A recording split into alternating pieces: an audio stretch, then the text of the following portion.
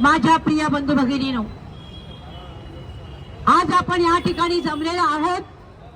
आपल्याला कल्पना आहे की ज्या तीन महान व्यक्ती ज्या संविधान बचावासाठी कार्य करीत आहेत, त्याच्यावरती जो हल्ला झालेला आहे त्याचा निषेध करण्यासाठी आज आपण इथे जमलेलो आहोत।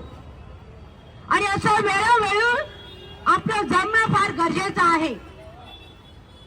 फक्त आताच नाही तर आपल्या भारत देशामध्ये हे भाजपवाले ज्या रीतीने हुकुमशाही गाजवायला निघालेले आहे, त्यांची हुकुमशाही जर मोडून काढायची असेल तर ज्या ज्या वेळेला अशा प्रकारचं कृत्य ते करतील त्यावेळेला आपण एकत्र येऊन, कमी प्रमाणात का होईना, प्रातिनिधिक स्वरूपात का होईना, एकत्र येऊन ह्याचा निषेध करणं फार गरजेचं आहे।